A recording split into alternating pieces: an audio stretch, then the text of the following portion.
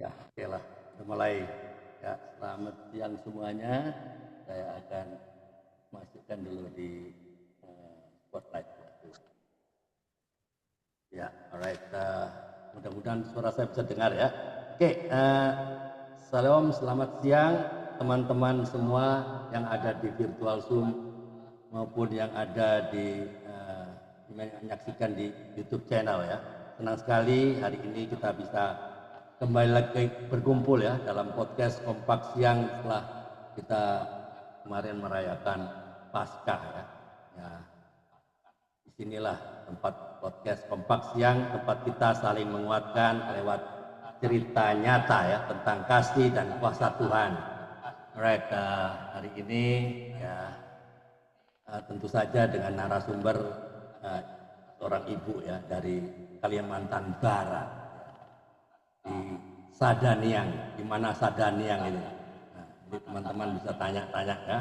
Ya, perkenalkan saya Andre selaku tuan rumah Kompak Siang ini.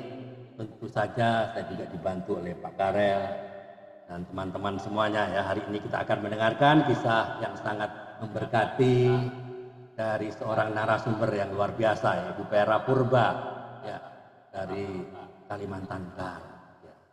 Beliau akan berbagi ya tentang bagaimana Tuhan Yesus hadir secara pribadi dalam hidupnya ya, yang menyentuh, memulihkan dan membentuk seorang Ibu Pera Purba ya. Ini bukan sekedar cerita ya, tapi kesaksian hidup yang nyata tentang kasih Allah yang tidak pernah berubah ya. Mari kita siapkan hati kita, biarlah setiap kata yang terucap hari ini bisa meneguhkan iman setiap kita dan membawa kita semakin dekat kepada Kristus. Mari kita siapkan hati untuk menggali lebih dalam dan memahami lebih luas. Make it simple, make it meaningful. Oke, kita semua tunduk kepala.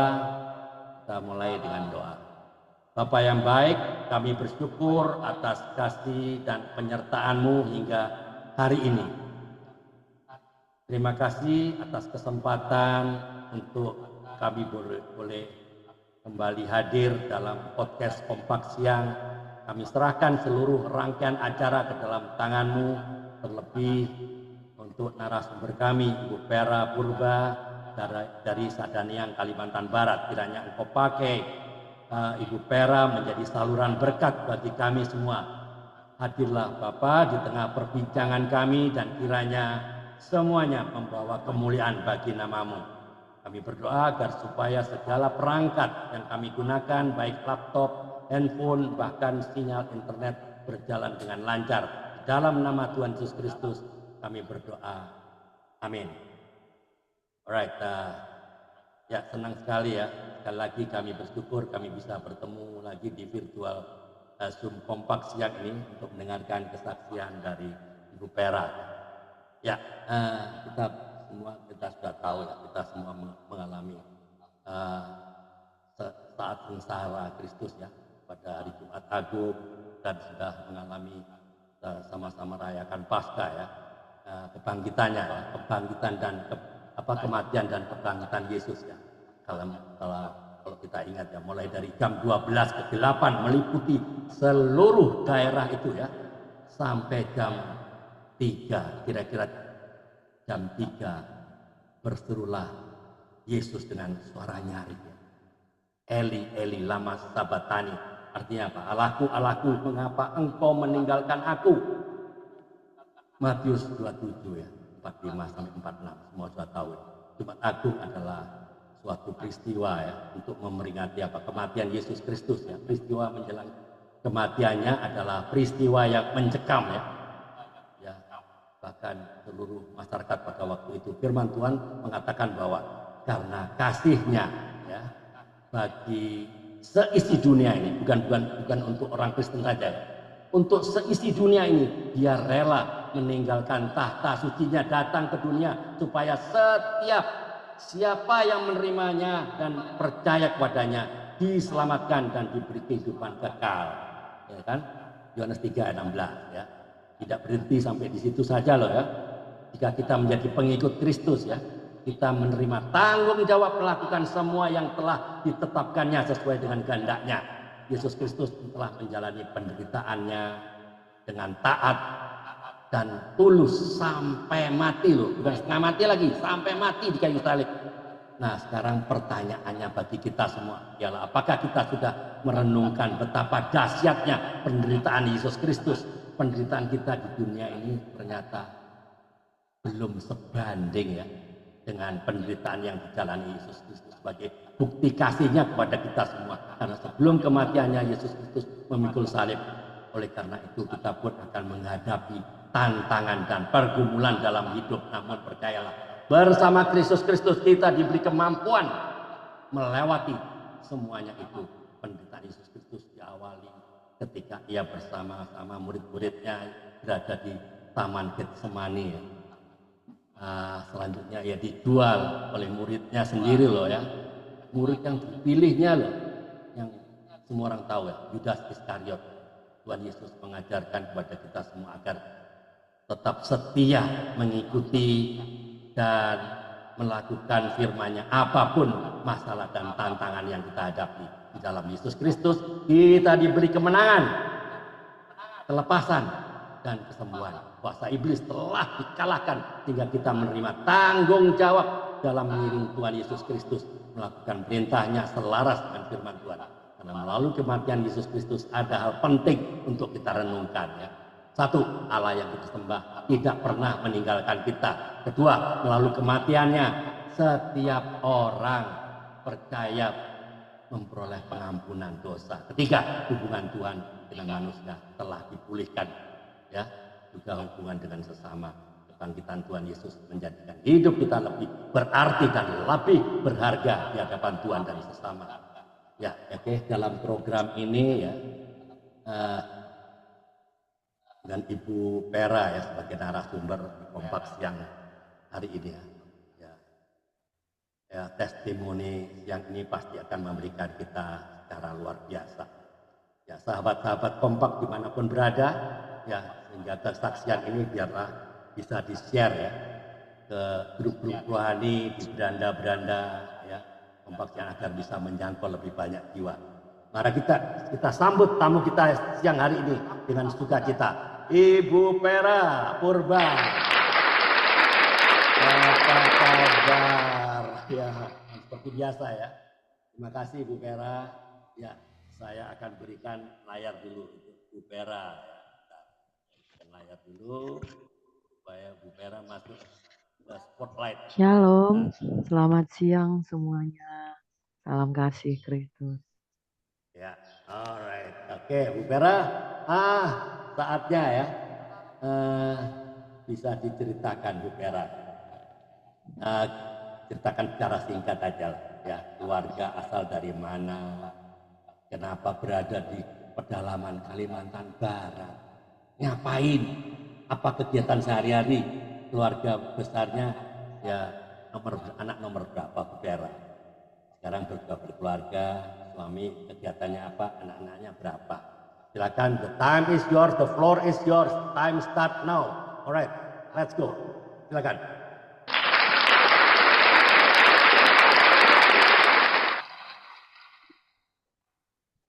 Terima kasih Pak Andre buat kesempatan yang diberikan pada saya untuk bergabung di Kompak ini. Perkenalkan, nama saya Peranika Purba. Saya orang Siantar, Sumatera Utara. Saya terdampar di sini tahun 99. Perjalanan hidup saya dimulai dari perjalanan yang begitu sulit.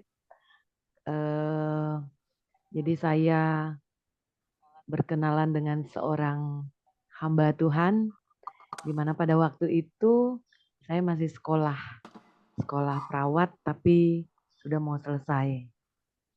Singkat cerita, kita akhirnya menikah, kemudian Tuhan mengizinkan saya untuk dibawa ke Kalimantan Barat ini Tapi awalnya itu hanya untuk kenalan dengan keluarga. Awal saya datang di Kalimantan, sungguh-sungguh sangat mengejutkan bagi diri saya karena sangat luar biasa. Saya harus diperhadapkan dengan hutan, diperhadapkan dengan tidak ada listrik, jalan yang jangankan untuk pakai kendaraan, jalan kaki aja kita harus hati-hati melihat kiri kanan bagian mana yang harus kita pijak. Karena begitu tidak, kalau bagi saya dulu ya, belum berjamah pembangunan di sini.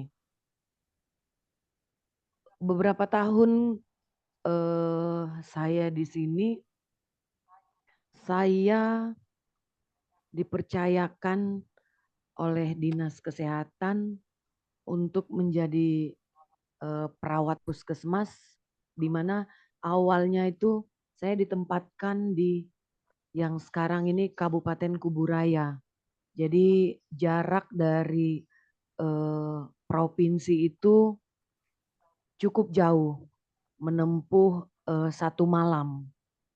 Di situ tempat saya pertama sekali tugas itu di tengah-tengah orang yang belum percaya Yesus atau Muslim. Jadi saya ditempatkan di satu puskesmas, staf puskesmas hanya saya sendiri yang Kristen. Dan di daerah itu hanya ada 2 orang Kristen. Tapi keadaan yang begitu tidak membuat saya, kami dan anak untuk meninggalkan Tuhan di dalam kehidupan ini.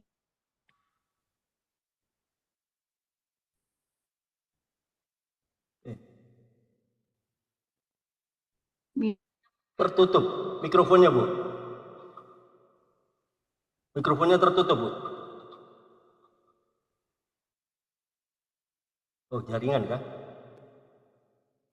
Apakah sudah terdengar? Sudah ya. Sudah. Oke, saya lanjut. Kita tetap melakukan ibadah hari Minggu itu di tempat warga yang tadi 1 kakak itu. Dan berjalannya waktu ternyata daerah itu terjadi pemekaran sehingga saya dipindahkan di Kabupaten Pontianak. Bentar, Bu. Jadi dulu pecah. Jadi Bu Pera. Ibu Pera itu dari saudara sekandung berapa bersaudara? Apa cerita? Belum cerita ya? Saya ada 5 bersaudara. 5 bersaudara, Pak. Satu saudara saya laki-laki, 4 perempuan. Oke, semua orang percaya? Iya, Sudah Pak, ya? sudah. Oke. Dari kecil. Iya. Di mana saudara-saudara? Masih di Siantar semua atau di mana?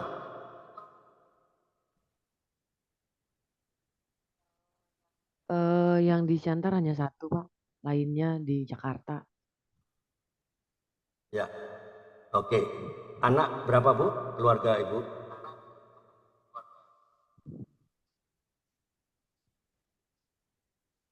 Anak 2 laki-laki, 2 perempuan. Oke. Yang paling besar? Yang paling besar sudah jalan 2 tahun kerja, tamat sarjana farmasi. Oke. Sudah ada yang berkeluarga? Anak-anak? Belum ada, Pak. Belum ada. Oke. Yang paling kecil? Kelas 1 SD. Oh, jauh-jauh ya. Oke. Ya. Oke. Ceritakan bagaimana Bu Pera mengalami Kristus secara pribadi sehingga ada perubahan karakter yang luar biasa ini. Saya perhatikan kalau di MG ini sharing-sharingnya firman Tuhan dan pertanyaan-pertanyaannya bagus sekali. Kapan Ibu mengalami titik balik, mengalami Kristus? Yang tadinya mungkin orang percaya sekedar ya rutinitas lah ya, rutinitas agamawi. Kapan Ibu Pera mengalami perjumpaan pribadi sehingga punya apa rohnya on fire? Bisa cerita?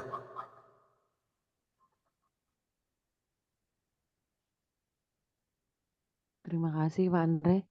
Jadi saya sebenarnya dari SMP saya sudah melayani Tuhan sampai saya sekolah perawat dan sampai saya dibawa suami ke sini. Ketika 1 tahun pertama saya di sini, di situ saya mengalami kuasa Tuhan yang sangat luar biasa bagi saya dan penyertaan Tuhan menyatakan bahwa Tuhan itu adalah Bapa yang sangat mengasihi saya secara pribadi, di mana pada waktu itu ada satu momen yang membuat saya melihat Tuhan itu selalu ada dalam hidup saya. Jadi pada waktu papa saya dipanggil Tuhan, saya tidak bisa kembali ke Sumatera untuk melihat terakhir kalinya papa saya, dikarenakan waktu itu saya habis lahiran dan transportasi tidak seperti sekarang ini. Jadi saya harus menerima kepergian papa saya tanpa saya lihat terakhir.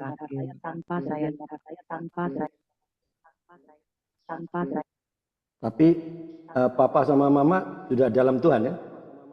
Sudah dalam Tuhan ya? Sudah. Dalam Tuhan ya? Sudah ya? Sudah. Dalam Tuhan ya? Sudah ya? Dalam Tuhan ya? Sudah ya? Oke. Jadi sejak kapan Bu Vera on fire mengalami Kristus sehingga rohnya itu betul-betul kepingin cerita siapa Yesus pada orang lain? Kapan itu? Waktu diperawat atau bagaimana? Gimana? Gimana Pak? Gimana Pak? Kapan Ibu Vera mengalami rohnya itu on fire sehingga kepingin cerita siapa Yesus itu kepada orang lain? Ya, mengalami perjumpaan pribadi sehingga kepingin cerita. Kalau ketemu orang kepingin cerita.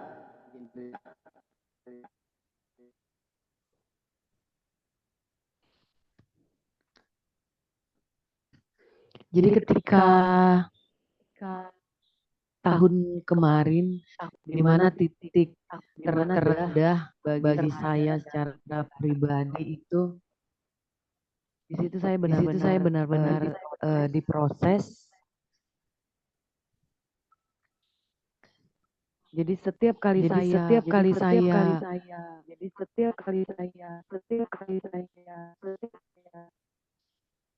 Gangguan halo Pak Andre, suaranya bolak-balik. feedback Pak Andre. Kenapa? Tes. Feedback Pak. Suara Ibu Vera feedback. Suara Bu Vera feedback. Ya.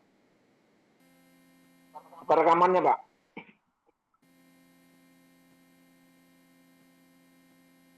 Enggak ada apa-apa. Tes. Coba Bu Vera. Ya. Halo. Ya, silakan Bu. Oh, di Pak Andre. Oke,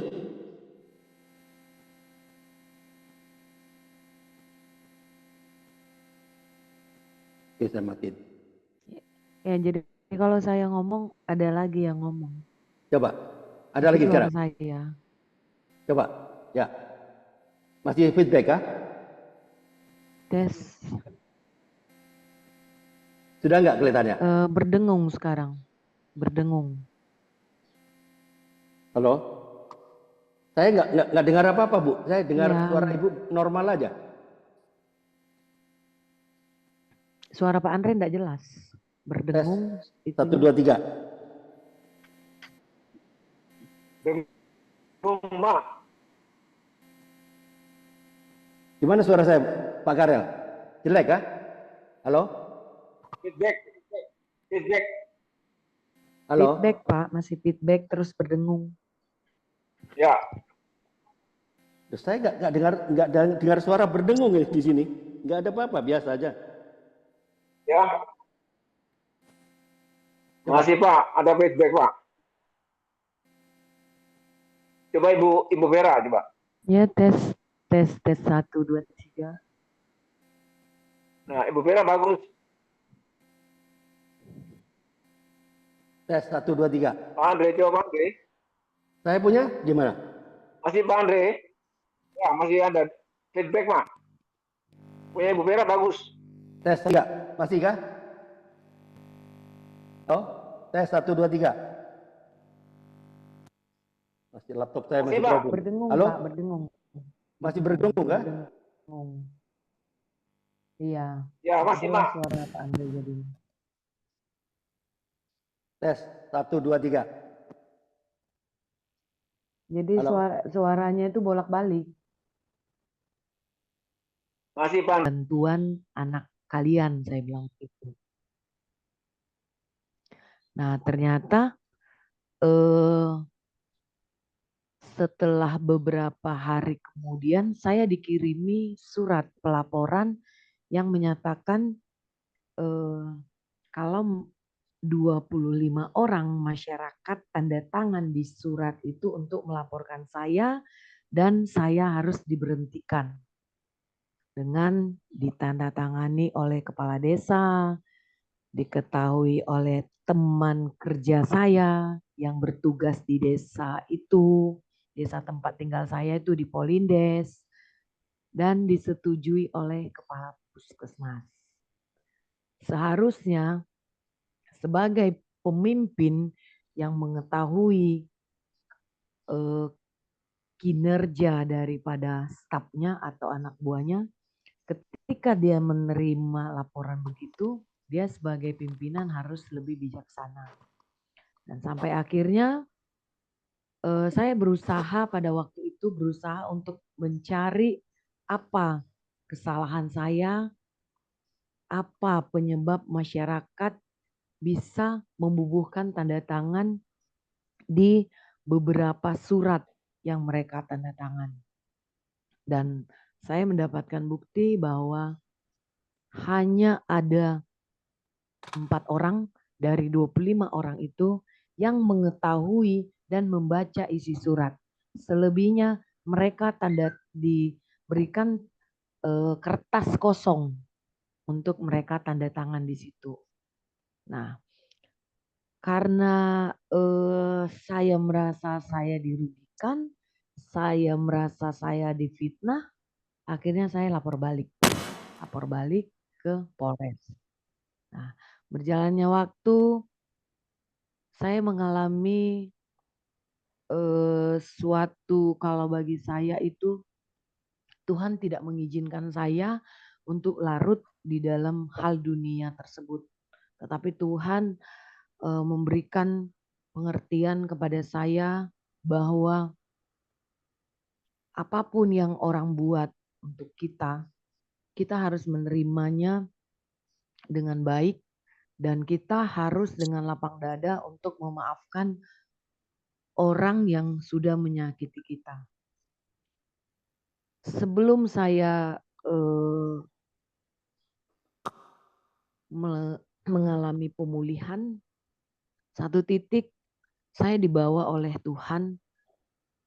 Saya setiap hari saya disibukkan dengan pelayanan mendoakan pasien.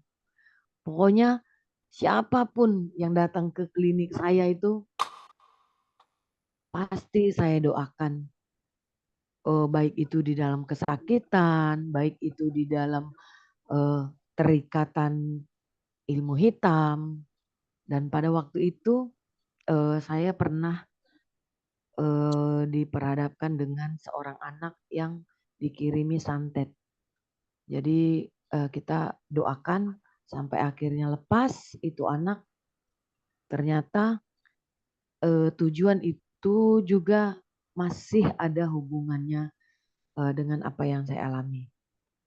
Singkat ceritanya, banyak kejadian-kejadian yang saya lihat Tuhan selalu menyertai saya, walaupun dalam perjalanan hidup saya saya banyak mengalami situasi kondisi yang tidak mengenakan, bahkan saya sempat mengalami kecelakaan mobil, itu mobil saya terbalik sampai 3 kali, dan yang ajaibnya sewaktu saya kecelakaan saya tidak tahu apa arti semuanya itu.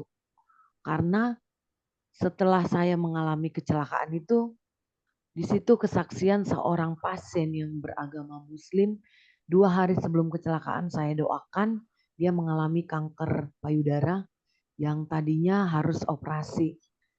Jadi pada malam itu saya dipanggil di rumahnya dan saya mendoakan pasien ini.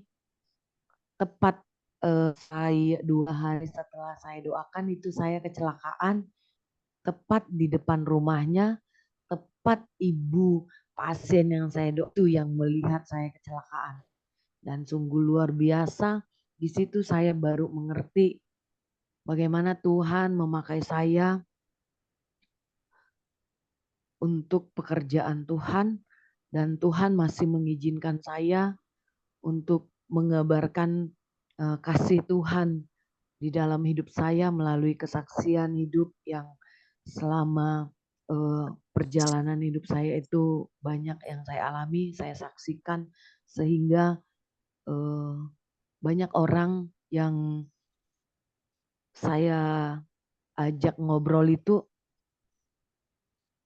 mereka dipulihkan, mereka mengalami suatu kehidupan yang terlepas dari rasa bersalah, karena tadinya mereka mengalami masalah seperti yang saya alami.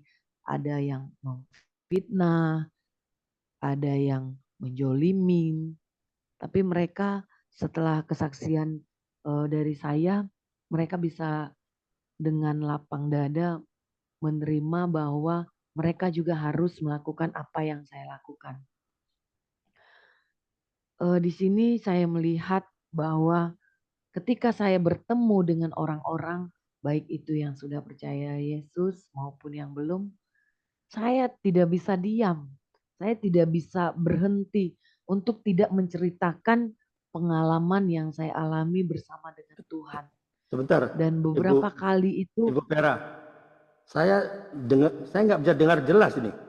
Kalau Pak Karel bisa dengar jelas, Pak Karel boleh mengajukan pertanyaan-pertanyaan. Saya dengarnya nggak jelas saya. Suara Bu Vera seperti suara Mickey Mouse itu, jadi aneh itu. Jadi saya nggak tahu apa yang dibicarakan. Kalau Pak Karel bisa mengajukan pertanyaan, kalau yang Pak Karel bisa dengar jelas kah suaranya Ibu Vera? Bisa Pak, bisa Pak. Oke. Yang lain bagaimana? Ajukan pertanyaan, saya coba monitor aja, saya coba elaborasi jelas. sampaikan oleh Bu Vera itu saya nggak paham itu. Itu suara audionya kurang bagus di saya ya, mungkin ya. Saya punya laptop yang masih problem. Oke, silakan Pak Karel. Ya. Ibu Vera, saya mau tanya Ibu. Iya Pak. Yang ada katanya ada tanda tangan 25 warga itu tanda tangan untuk apa Bu? Untuk melaporkan saya supaya saya dipecat. Alasannya? Karena apa Bu? Karena saya tidak bekerja di Posyandu tempat saya tinggal. Terus saya melalaikan peran saya. Ya. Ya. Kemudian kalau tadi Ibu katakan kecelakaan di itu, kecelakaannya karena apa Bu? Karena jalannya rusak atau kenapa Bu? Gimana Pak? Waktu Ibu kecelakaan di rumah pasien yang didoakan itu? Karena jadi saya mungkin kelelahan Pak, soalnya dalam satu subuh itu saya 2 kali bolak-balik dari Sadaniang ke kabupaten. Awal setengah 1 subuh saya harus mengantarkan pasien saya yang meninggal di rumah sakit kabupaten menuju ke Sadaniang.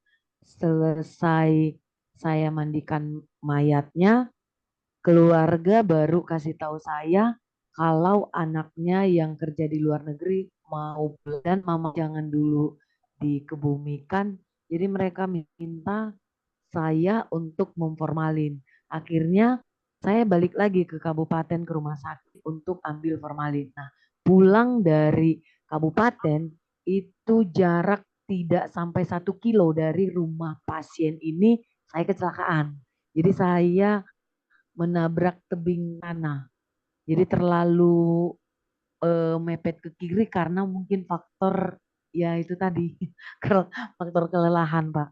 Tapi keadaan mobil saya yang sudah lebih 80% hancur, anak saya tergores sedikit pun tidak ada luka. Saya hanya luka di sini pelipis kening saya hanya sedikit, tapi saya tidak ada pingsan, saya masih sadar, dan saya masih bisa turun sendiri dari mobil saya. Dan habis kecelakaan itu, saya masih bisa suntikan formalin ke mayat yang tadinya. Jadi ndak ada jalan jelek atau apa, Pak, ndak mulus jalannya. Tapi saya yakin dan percaya ada dua yang saya lihat di mana pertama ketika saya mendoakan pasien, walaupun pasien itu seorang muslim, tapi karena dia bisa menerima kalau dia didoakan sama tim doa saya, malam kita berdoa, paginya Pak itu pecah penyakitnya. Akhirnya dia tidak jadi operasi. Yang kedua, terjadi lagi mukjizat di mana saya kecelakaannya tepat di depan rumah ibu ini, pasien yang saya doakan. Terus ibu itu juga yang melihat mobil saya terbalik 3 kali. Jadi dari kesaksian ibu ini saya tahu bahwa mobil saya itu berbalik 3 kali sampai akhirnya mobil saya posisi atapnya di kembali lagi normal, Pak. Cuman yang satu saya dengar juga dari mereka bahwa di tempat saya kecelakaan itu sebenarnya setiap pagi itu ramai anak kecil. Tapi pada saat saya kecelakaan itu sama sekali tidak ada, Pak. Kendaraan lain pun tidak ada. Jadi walaupun ibaratnya dari kerusakan mobil kita cukup parah, tapi saya melihat ada hal yang ajaib yang Tuhan mau tunjukkan baik itu kepada saya secara pribadi, kepada keluarga saya, dan kepada orang-orang di sekitar itu. Jadi tempat saya kecelakaan itu Pak, itu lokasinya itu semua perumahan muslim. Satu dusun itu muslim semua. Hanya pada saat itu tidak ada CCTV. Jadi kalau ada CCTV mungkin itu bisa buat kesaksian hidup. Demikian Pak. Ya, ya. Oke, ya. Oke, terima kasih Ibu Vera. Silakan Ibu dilanjut. Kalau mungkin yang lain ada mau bertanya, Ibu Pendeta Niat. Salam Pak Karel. Ibu Uli, silakan Ibu Uli. Ya, saya Pak. Halo Kak Vera. Suara bising. Ya. Iya. Nah, Boleh salam buka untuk kita semua, salam untuk Kak Vera. videonya, boleh buka kameranya, boleh on. Oh iya, boleh. Ya, supaya Bentar. teman-teman bisa melihat. Suara saya masih feedback kah? Iya. Enggak Ya, Pak, oke, udah baik. jelas. Silakan. Ya. Ibu Vera, Kak Vera, saya mau nanya, saya tetap ini ya masih penasaran gitu ya, bagaimana Ibu? Saya nggak ikutin sih dari tadi, cuman kayaknya saya nangkap lah apa yang disikan gitu ya. Dan saya sedikit tahu ceritanya Ibu yang masalah banyak yang mau menjatuhkan Ibu ya kan? Yang mau saya tanya itu bagaimana cara Ibu Vera bisa melepaskan pengampunan untuk orang-orang yang jelas-jelas menyakiti, bahkan ingin menjatuhkan Ibu. Pasti ada Karena saya tahu ceritanya juga sampai ini ya kan, Kakak ada cerita waktu itu sampai lumpuh ya? Iya. Lumpuh setako ya. Itu gimana gitu cara melepaskan pengampunan supaya benar-benar memang tidak mengingat lagi gitu, memang benar-benar, bisa mengampuni gitu dengan tulus? Terima kasih. Salah satunya saya benar-benar datang di hadapan Tuhan setiap bangun pagi. Jadi pada awal-awalnya memang berat ya, berat, tidak semudah yang kita omongkan.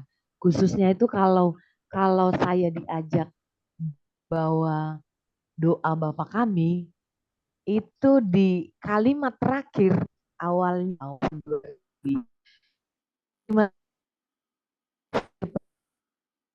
bersalah pada kami. Itu saya stop di situ. Karena pada saat itu saya belum bisa melakukannya.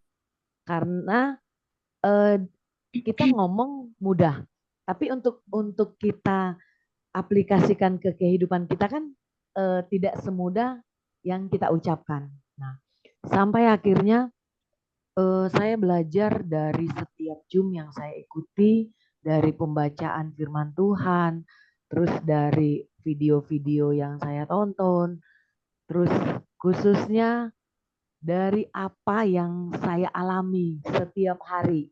Terus terang, kalau saya sebagai seorang penulis, itu setiap hari saya mengalami mukjizat Tuhan. Tuhan izinkan saya untuk mendoakan orang, untuk melihat mukjizat Tuhan terjadi di setiap orang yang saya doakan. Saya juga sempat ada heran dengan badan saya sendiri ya. Kenapa akhir-akhir ketika saya mengalami keadaan yang titik terendah saya tidak bisa menerima ya waktu itu. Terus terang, saya tidak bisa menerima orang berlaku begitu pada saya.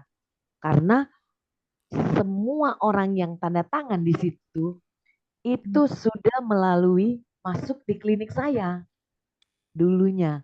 Bahkan ada yang ibaratnya nafasnya satu-satu. Ya, jadi sampai akhirnya pada waktu ibadah saya kan suara sudah habis sampai tidak ada lagi keluar suara karena kerja saya hanya menangis. Nah, sampai akhirnya suatu ibadah di situ saya benar-benar datang kepada Tuhan.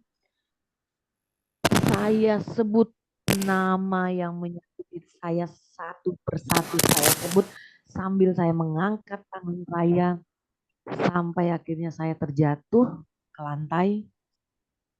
Di situ saya sudah tidak sadar dan orang yang ibadah dengan saya ada yang mengatakan katanya saya berbahasa roh pada waktu itu, tapi saya tidak tahu karena saya sudah tidak ini kan tidak sadar. Nah, sampai akhirnya ketika saya hari itu udah menyerahkan sepenuhnya kepada Tuhan, saya melihat hati saya plong. Terus setiap kali saya melihat orang yang menyakiti saya, tidak seperti sebelum pemulihan ini.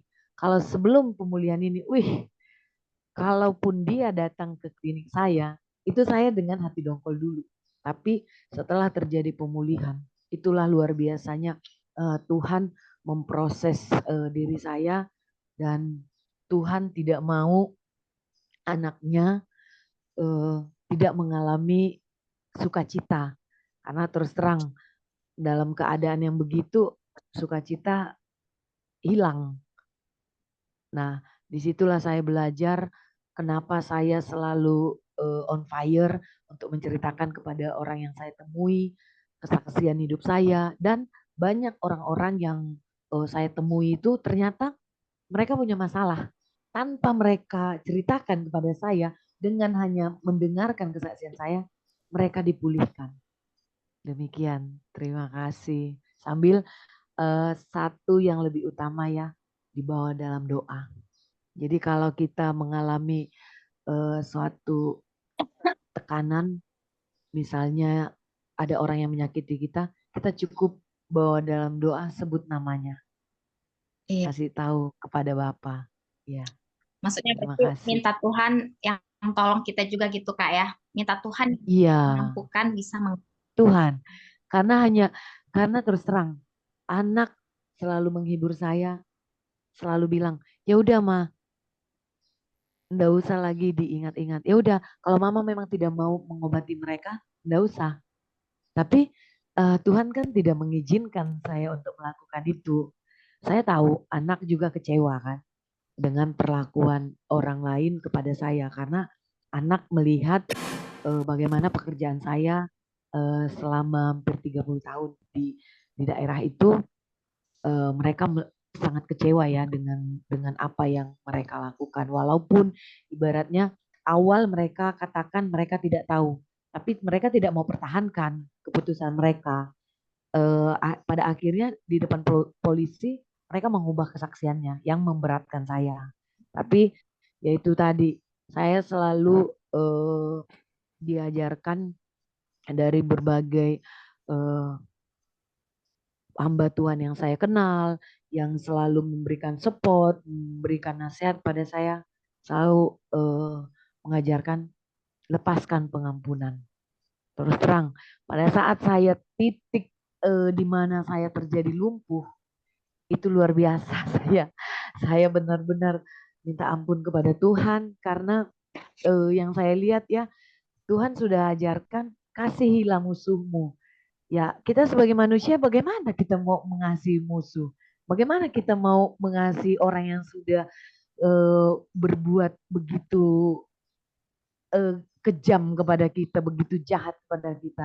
Tapi ya itulah kasih Kristus. Jadi ketika kita percaya bahwa Tuhan menganugerahkan kasih-Nya di dalam diri kita bisa melakukannya. Dan itu yang saya alami dan saya tahu bahwa Tuhan selalu menyertai saya, Tuhan selalu berada dan pada saat kecelakaan aja, kalau kita lihat yaitu ya, tidak akan mungkin masa saya ndak ada patah tangan atau patah leher ataupun anak saya, masa tidak ada ini itu karena kakak Tuhan sendiri. tutup Oh, bungkus ya. Iya, itu kakak yang itu sendiri ya. iya. Anak pun nggak masalah ya, nggak ada yang fatal gitu ya. Enggak, hanya bocor sedikit di sini di pelipis. Saya masih bisa nyuntikan formalin setelah kecelakaan itu. Bayangkan luar biasa kasih Tuhan. Jadi memang benar jadi kalau yang saya lihat apa yang saya alami kalau kita menghidupi firman Tuhan itu sangat luar biasa. Iya, benar. Mantap Kak. Terus melayani itu aja Kak, saya mau tanya. Terus melayani dengan sepenuh hati, dengan setulus hati. Tuhan berkati ya. Ya, oke. Mudah-mudahan suara saya bisa didengar bagus sekarang. Tes 1, 2, 3. Bagus Pak, Oke. sudah Saya bagus. masih mendengar suara Ibu Vera sama Ibu Uli itu. Masih suara yang lain, Mickey Mouse, nggak tahu. Audio laptop saya mungkin. Oke, alright ya. Saya dengar tadi, cuma sebentar dengar. Koreksi kalau saya salah. Ibu Vera katanya pernah difitnah sehingga dibawa dilaporkan ke aparat. Apa betul begitu tadi ya? Betul. Pernah difitnah atau gimana? Saya difitnah karena saya tidak bisa terima, Pak. Saya lapor balik. Iya, difitnah, intinya difitnah sama orang-orang gitu ya? Iya, Pak. Tapi itu hasil kerja dari si istri kepala desa dengan teman-temannya. Iya, oke. Katakanlah dengan istri atau siapapun dia. Waktu Ibu Vera difitnah, adakah dia di pikiran Ibu Vera? Loh, saya anak Tuhan, saya nggak merasa begini, saya nggak merasakan melakukan ini. Kenapa Tuhan izinkan hal ini terjadi? Saya kan anak-anakmu Tuhan. Kenapa saya kan masih sepertinya dipersekusi ya? Nah, apakah ada pikiran seperti itu? Di mana pembelaanmu Tuhan? Saya tidak melakukan seburuk yang mereka duga. Bagaimana menurut Bu Vera waktu itu? Ya saya sempat pertanyakan begini Pak, apalagi kesalahan saya Tuhan? Tuhan sudah mengajarkan untuk saya selalu berbuat baik kepada orang, untuk saya selalu tidak membalas kejahatan orang kepada saya, dan saya sudah dengan tulus melakukan pekerjaan medis saya. Itu yang sempat terlintas di benak saya sampai akhirnya saya mengerti bahwa Tuhan izinkan itu semuanya terjadi karena Tuhan mau melalui apa yang saya alami itu menjadi kesaksian hidup saya untuk menolong orang yang mengalami seperti apa yang saya alami. Itu Pak. Pak Andre, boleh saya tanya Pak Andre? Ya, silakan. Silakan. Silakan Bu. Siapa ini mau bertanya? Saya. Ibu Rita. Siapa ini? Siapakah? Ibu Rita, Ibu Bu Rita, Rita, Ibu Depok, Rita. Depok. Oh, saya nggak bisa lihat di sini. Oke, silakan Mama Ita. Ya. Oke. Salam Bu Vera. Shalom Ibu. Salam kenal ya, gitu ya. Sungguh baik ya Tuhan itu menyertai Ibu Vera, memberkatinya juga di setiap pelayanan-pelayanannya begitu. Walaupun pelayanan itu penuh tantangan. Ya namanya juga pelayanan. Tantangannya harus ada dulu. Nggak ada pelayanan itu mulus-mulus begitu. Memang awalnya Iya, mulus betul. gitu ya, enak.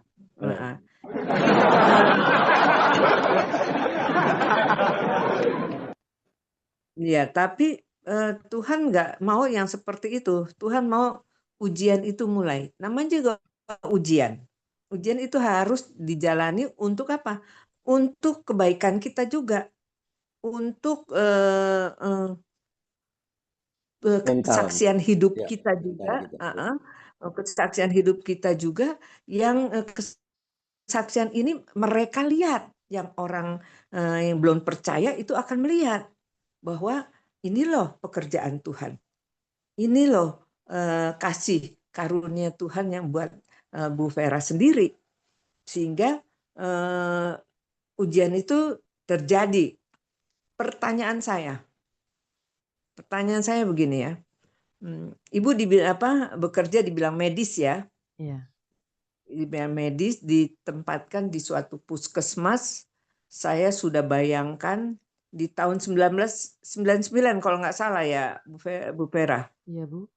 Diawali 99 kami aja tahun 1999 Jakarta aja itu masih banyak kampungnya Bu. Belum seperti sekarang. Apalagi Kalimantan Barat. Saya sudah lihat lagi gitu ya. Oh, kita aja Jakarta seperti ini, apalagi Kalimantan Barat dengan mayoritasnya Muslim. Dengan ibu ditempatkan di situ seperti domba di tengah-tengah serigala. Nah, dan setelah itu ibu kan kita namanya orang pelayanan, apalagi anak Tuhan yang ditempatkan itu, kita suatu pelayanan itu nggak mungkin tanpa doa, pasti ada doa. Nah, doa orang benar besar kuasanya. Nah, kuasanya ini diujinya. Begitu loh, Vera. Kuasa ini adalah ujian bagi kita gitu ya. Saya bertanya begini, Bu ya, itu ya. Pada saat Ibu diuji, difitnah, bahkan oleh masyarakat ya, saya anggap masyarakat di situ ya, yang dimulai dari istrinya kepala desa dengan orang-orang di situ ya. Pertanyaan saya begini ya, kenapa mereka tuh bikin fitnah? Fitnahnya apa gitu? Tadi kalau Pak Karel alasan, tapi kalau kita apa gitu loh? Fitnah apa gitu loh? Bentuknya, ya itu dulu pertanyaan nomor 1. Ya, silakan Bu Vera. Fitnahnya, kenapa saya katakan fitnah Bu? Saya bekerja, tapi dibuat di surat itu saya tidak bekerja. Itu yang pertama. Terus saya dibilang lalai. Nggak tahu saya lalai apanya. Sementara seorang bidan yang ditempatkan di desa itu tidak melakukan pekerjaannya, itu malah kerjasama.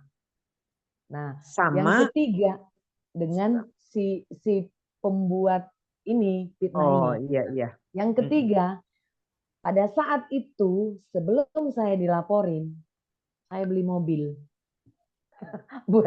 buat keperluan pribadi saya dan buat klinik saya. Jadi ya kita nggak tahu, rambut sama hitam, hati siapa tahu. Ya kan? Iya. Karena Jadi rumah bertetangga, Bu. Rumah bertetangga. Saya tidak pernah dekat sama dia, saya tidak pernah ganggu dia, saya tidak pernah merugikan dia. Tiba-tiba itu yang saya terima. puji Jadi Tuhan. jadi intinya itu, Bu, bagaimana supaya saya keluar dari daerah itu. Jadi istilahnya saingan. Ada iri hati lah ya. Jadi Ya, ada sesama. saingan. Ya, saingan tidak sehat, bersaing tidak sehat, gitulah. Pertanyaan keduanya, Bu Vera. Pertanyaan kedua. Tadi persaingan yang tidak sehat. Padahal kita di situ ditempatkan ya, sama-sama kita mengabdi. Namanya juga abdi negara di bidangnya masing-masing, di bidang kesehatan. Pertanyaan saya begini, waktu Ibu balik itu tuh membuat lapor balik itu. Laporan balik itu isi laporannya apa? Karena dari pernyataan tadi Ibu seperti itu ya. Tapi laporan balik ini isinya apa gitu loh. Kena nggak orang yang membuat saingan ini, kita ini yang sama-sama di pelayanan puskesmas ini, kesehatan ini, apa reaksinya? Isinya ya, laporan baliknya tuh apa dari Ibu? Itu pertanyaan kedua. Laporan balik saya itu fitnah, Bu. Jadi fitnah bagi si istri kepala desa. Terus yang untuk masyarakat itu, masyarakat ditipu. Dia hanya kasih tahu untuk mendapatkan tanda tangan masyarakat untuk pembangunan gedung katanya. Jadi masyarakat membubuhkan tanda tangan di situ. Jadi setelah saya pergi ke masyarakat, tanya, dan menunjukkan surat itu tadi, 21 orang mereka tidak tahu dengan isi surat itu, dan tujuan tanda tangan itu untuk melaporkan saya. Mereka tidak ada. Mereka dibawa kertas kosong. Oh iya, fitnah. Jadi fitnah ya. Ya, jadi masyarakat kan tanya, buat apa tanda tangan katanya? Untuk pembangunan gedung. Ya maulah orang kan, Bu, namanya ibu-ibu bayi kan, mau gedung yang baru kan. Nah, terus ini pemikiran saya ya. Gedung Posyandu itu dulu 18 tahun yang lalu saya usahakan untuk dibuka di situ. Jadi selama 9 tahun orang Posyandu di rumah saya, Ibu. 9 tahun orang Posyandu di rumah saya, tanpa saya tidak membebani sedikit pun masyarakat untuk membersihkan setelah Posyandu. Ibu tahu sendiri kan, kalau Posyandu bayi bagaimana, Posyandu anak bagaimana, bagaimana kotornya rumah kita setelah kegiatan itu. Tapi saya tidak pernah membebani masyarakat. Nah, itu yang membuat saya pada waktu itu banyak yang menyarankan saya untuk memakai pengacara. Tapi saya tidak mau. Saya hanya bilang begini, bahkan sampai polisi pertanyakan kepada saya, Ibu tidak takut yang Ibu hadapi orang-orang besar, kepala desa, kepala puskesmas. Saya bilang begini, mereka itu manusia, Pak, sama dengan saya. Saya hanya takut pada Tuhan. Terus orang yang menawarkan pengacara, saya bilang gini, saya sudah punya Tuhan. Bukan saya sombong rohani ya, bukan. Bukan saya yang mengatakan diri saya itu sudah bagaimana rohaninya, enggak. Tapi karena saya tahu apa yang Tuhan ajarkan, apa yang Tuhan tempatkan di hati saya tahu Tuhan yang mengizinkan saya untuk tinggal di situ. Kalau bukan Tuhan yang mengusir saya, kalau bukan Tuhan yang menyuruh saya keluar dari situ, siapapun dia tidak akan bisa. Itu keyakinan saya. Terus yang kedua, saya yakin kalau saya benar, saya akan Tuhan bela. Itu Bu. Dan Puji pada Tuhan. akhirnya terungkaplah semua. Tanpa saya mau pembelaan diri, tanpa saya mau minta mereka bela saya, ada Tuhan saya yang bela saya. Bayangin Bu, hampir 1 tahun saya bergumul. Cuman di dalam itu saya tidak pernah sekalipun mengalami gangguan tidur. Terus terang, bukan hanya satu itu masalah Bu. Banyak masalah. Tapi Ibu tahu, kalau Ibu satu komunitas, Pak Andre mungkin bisa lihat saya ya, apakah wajah saya selalu menangis, selalu sedih, apakah pekerjaan saya tidak saya kerjakan dengan baik. Malah yang saya lihat Ibu, program yang saya jalankan di puskesmas itu bukan hanya tercapai, tapi melebihi dari cakupan yang diminta. Coba kalau kita tidak di dalam Tuhan, kalau kita tidak kuat iman, mana kita bisa melaksanakannya Ibu? Saya dengan program saya 8 yang dipercayakan pada saya, belum lagi masyarakat, ada 4 desa yang saya tangani, para lansia, para orang-orang muda untuk menyehatkan jantung mereka. Saya mana bisa kalau bukan kekuatan dari Tuhan, kalau bukan penyertaan Tuhan. Kasih Tuhan yang membuat. Pertanyaan selanjutnya nih, Bu Vera. Apa reaksi teman Ibu yang memfitnah yang sama-sama teman sepelayanan di puskesmas itu? Apa reaksi dia? Reaksinya sih Bu biasa. Biasa dia. Seperti dia tidak melakukan apa-apa. Karena yang dilakukannya kepada saya bukan baru sekali 2 kali Bu ini. Sudah sering. Sudah. Ya. Bahkan terakhir kali waktu dia melaporkan saya karena saya menolong melahirkan, itu dia kalah. Kasusnya dibawa ke kabupaten. Dia kalah karena pada prinsipnya saya pergi ke rumah pasien karena saya dipanggil. Bukan karena saya sendiri yang pergi ke rumah pasien. Jadi pada waktu itu saya lebih dipakai masyarakat untuk menolong melahirkan daripada dia yang aslinya dia sebagai seorang bidan. Saya kan perawat. Ya, jadi ya itulah kenapa saya bilang rambut sama hitam, hati tidak ada yang tahu, hanya Tuhan yang tahu.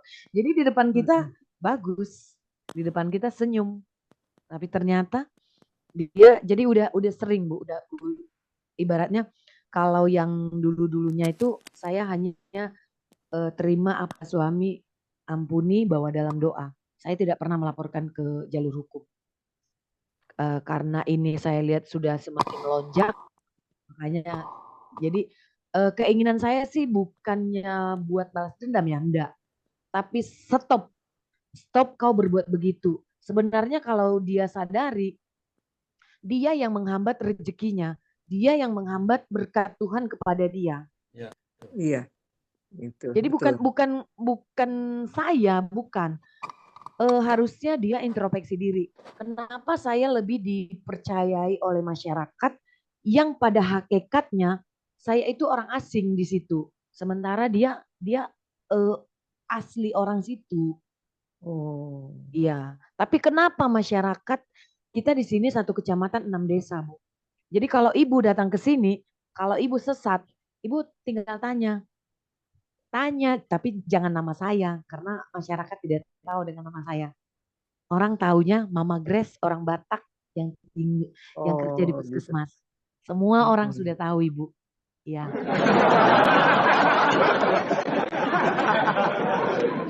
Iya. Ya, oke. Ya. Ini ada Ibu Pendeta Terakhir Niat. nih, terakhir nih.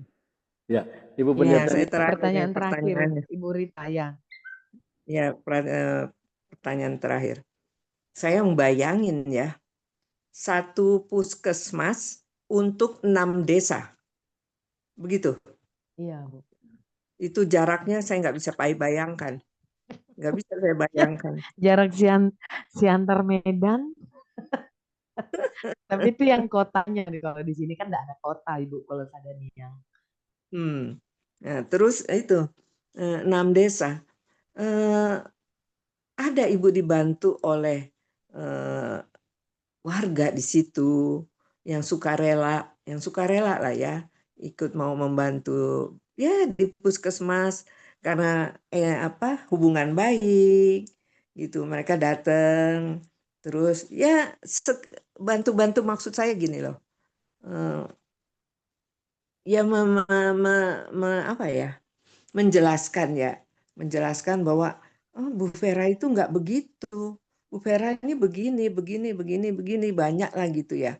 Ya mungkin dari situ sehingga bisa menyebar, sehingga pembelaan Tuhan dipakailah sama warga di situ ya.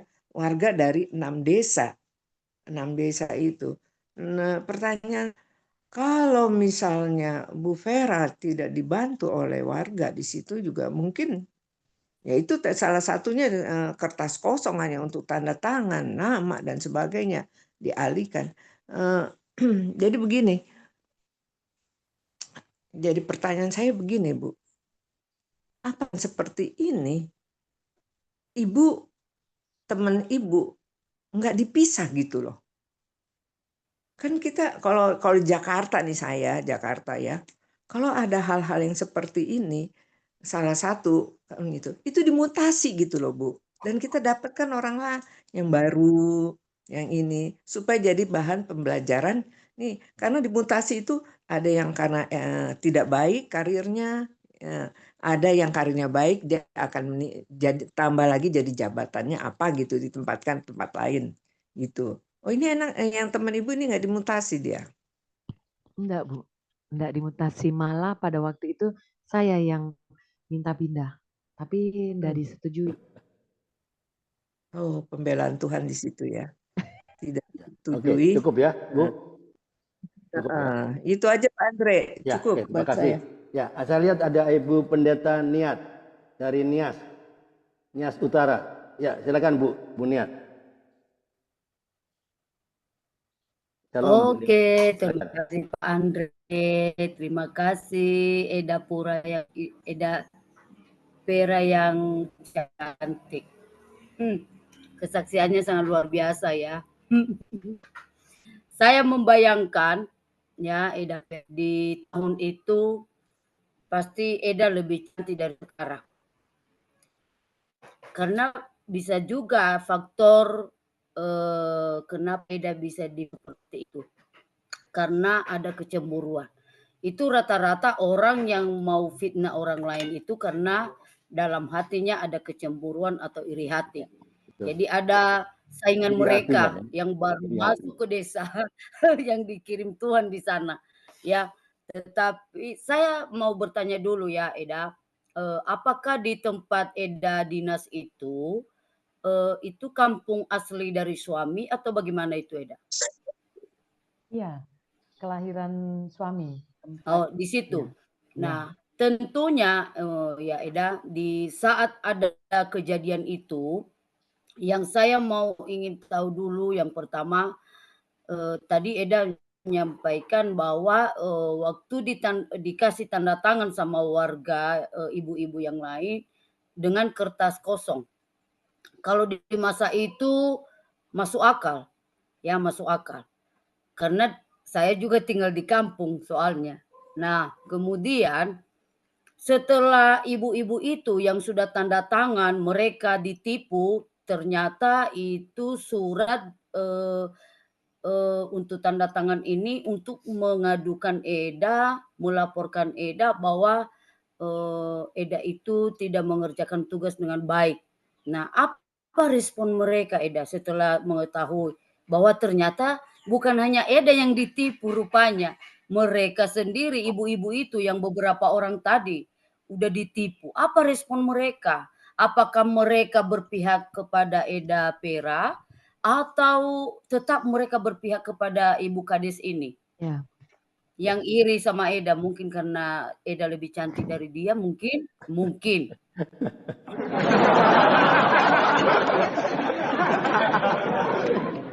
Ya, jadi awal respon mereka dari awal saya beritahukan kepada mereka dan membacakan surat itu, respon mereka mau sepakat untuk mendatangi si istri kepala desa ini dengan kader posyandu.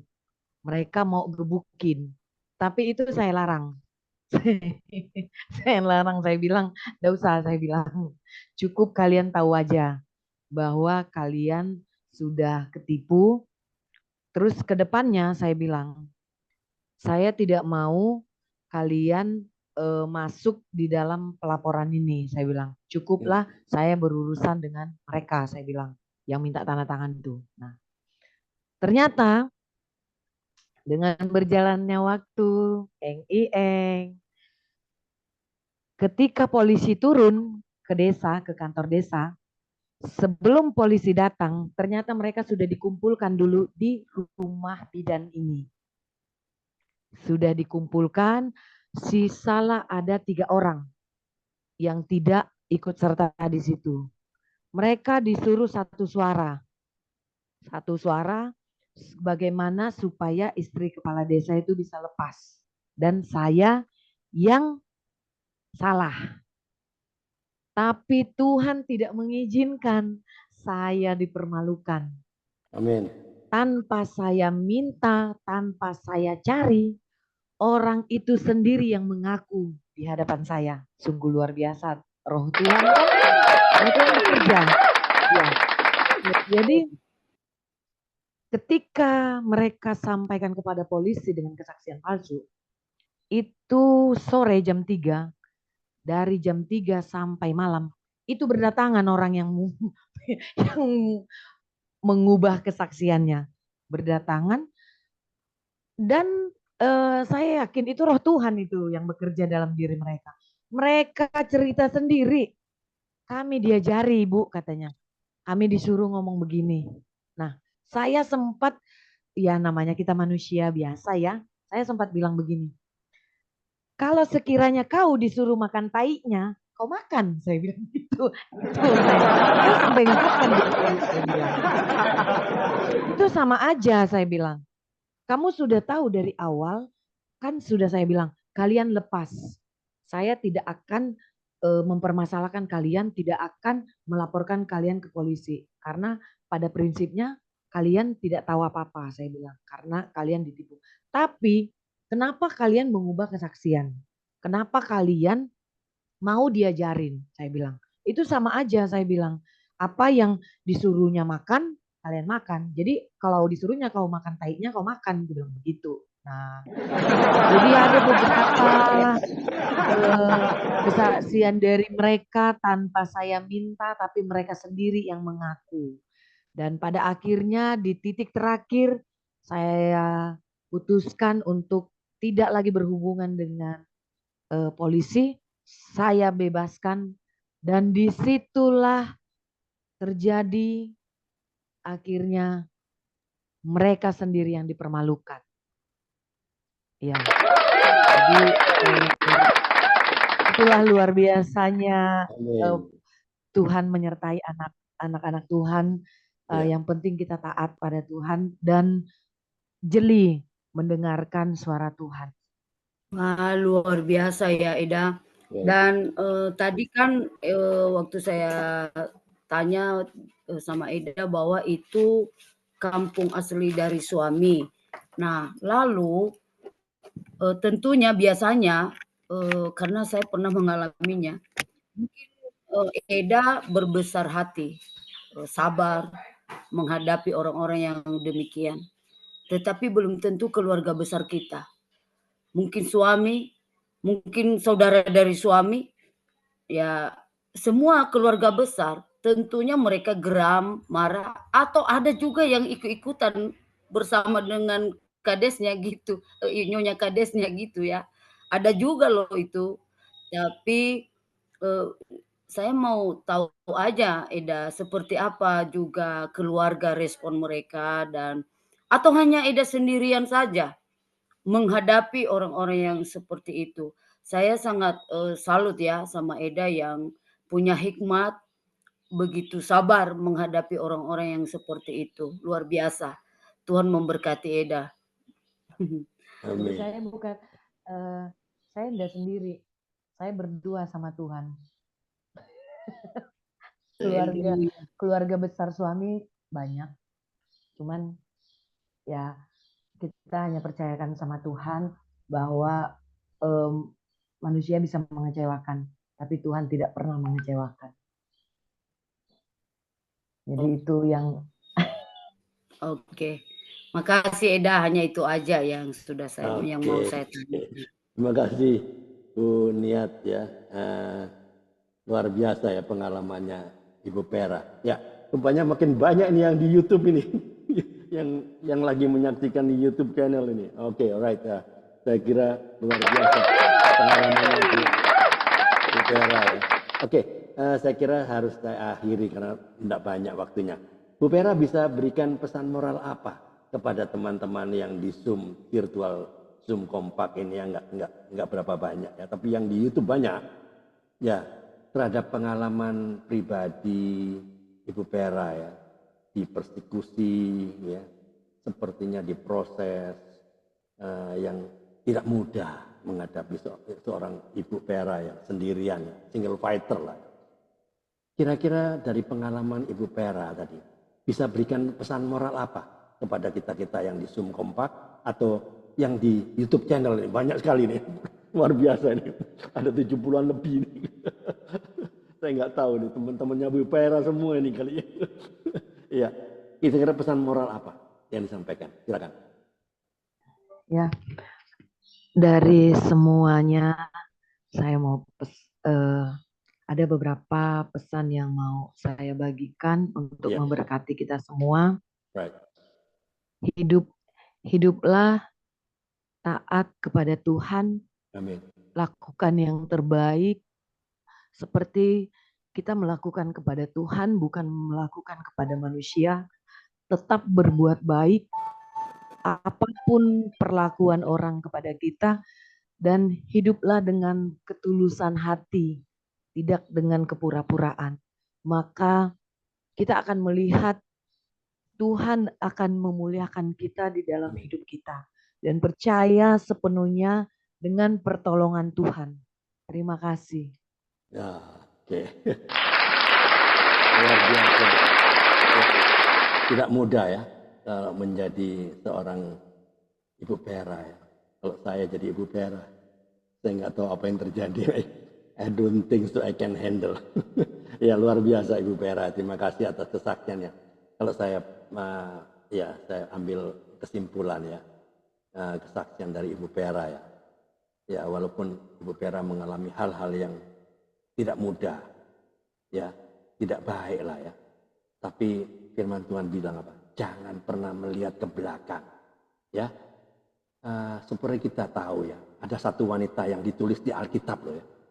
Dan ini menjadi peringatan bagi Anda semua dan saya, yaitu apa? Siapa itu? Istri Lot. Dan cerita tentang istri Lot itu di Alkitab nggak dicatat siapa nama istri Lot itu, ya, pada waktu meninggalkan kota Sodom dan Gomora kan. Kita semua tahu bahwa ketika Tuhan suruh dia berlari, apa yang terjadi? Dia malah menoleh ke belakang kan? Ya enggak? Pernah baca cerita itu kan? Firman Tuhan tuh Anda hari ini ya. Jangan lagi pernah melihat ke belakang kepada apa yang Tuhan sudah selesaikan bagi Anda dan saya. Ya. Jangan melihat ke belakang kepada apa yang sudah lewat. Jangan melihat ke belakang pada dosa yang Tuhan sudah tebus dan sudah Tuhan selesaikan. Anda jangan pernah melihat ke belakang, tapi lihatlah ke depan. Seperti Ibu Vera. Sendirian ya, single fighter loh dia. Dengan orang-orang yang berbeda ya. Ya. Memang kita punya rasa sayang ya, rasa sayang kepada masa lalu kita ya. Dan sepertinya itu istri Lot ya, ingin kembali karena ikatannya terhadap masa lalu itu lebih besar daripada komitmennya terhadap masa depan seperti ya, Tuhan bicarakan ya. Hari ini apa yang Tuhan suruh Anda lepaskan. Anda perlu lepaskan apa yang Tuhan suruh Anda tinggalkan. Tinggalkan di belakang.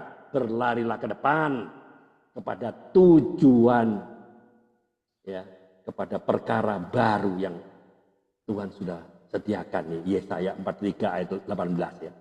Yesaya 43 18 dikatakan jangan ingat hal-hal yang dahulu ya, yang pernah Bu Vera dipersekusi. Jangan ingat-ingat lagi. Jangan perhatikan hal-hal yang dari zaman purbakala. Lihat, aku hendak membuat sesuatu yang baru, yang sekarang, yang sudah tumbuh. Belumkah kamu mengetahuinya? Ya, aku hendak membuat jalan di padang gurun dan sungai-sungai di padang belantara.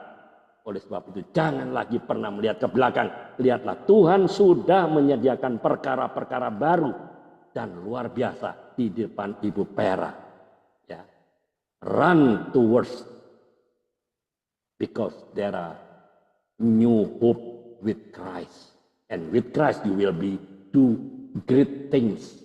Berlarilah ke depan ya, karena ada pengharapan baru bersama Kristus, dan bersama Kristus kita akan melakukan perkara-perkara besar.